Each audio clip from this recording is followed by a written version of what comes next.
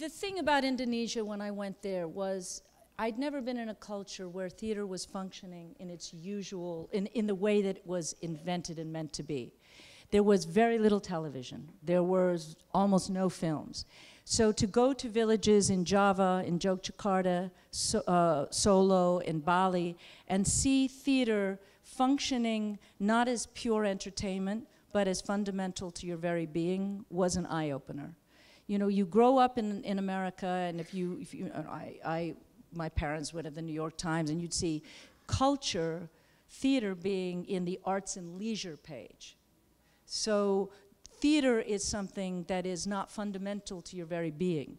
Arts, it's extra, it's entertainment, it's to relax you.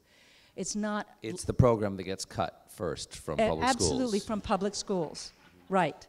And I grew up in public schools that had a lot of good theater. To go to a culture where theater is a religious experience and it's still entertaining. You see a shadow play in Bali that lasts 9 hours, and you see the children sitting on the laps of their fathers or mothers who are playing the gamelan orchestra, so it's sort of like Suzuki method. The children have their hands on the hands of their parents, and they're playing. So they learn by osmosis, they learn how to play the instruments, and it lasts all night long, a 9-hour shadow play that will be like Shakespeare. It'll be like, when I say like Shakespeare, it means that the audiences can be from 5 years old, can be running around, just loving the clowns. The clowns are the only ones, the fools, the clowns, speak in the local language. And they're always making comments on, oh, there's a rice factory that has now been created here, and it's taking over the jobs of these people who were doing.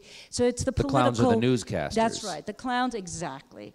And like King Lear's fool, like the fools in Shakespeare, the fools of a king are the ones that can tell you what's really happening because they put it into the comedic form. It's not offensive, but it gets there.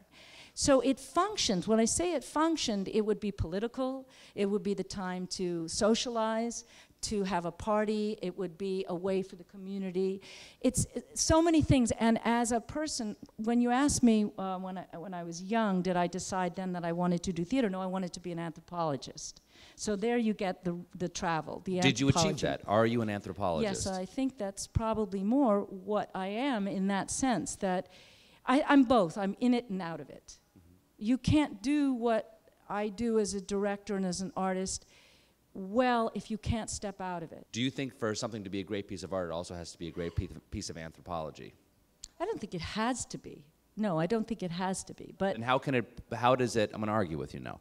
How can it be a great piece of art if it doesn't say something important about being alive or being a human, and you have to be an anthropologist to do that? A great work of art, yes, yes. No, I agree with you on that. I don't know if that was what I thought anthropology meant, but I think what you're saying is, does it have to have something that affects the audience in a social, cultural way? No. No, you just have to understand. You have to have studied human behavior and other people, not simply whatever pleases you as an artist. I think the best artists are, yes. I think the best artists are anthropologists. I'd like to apologize for arguing with you. I do apologize. You're a guest, and I shouldn't have done that.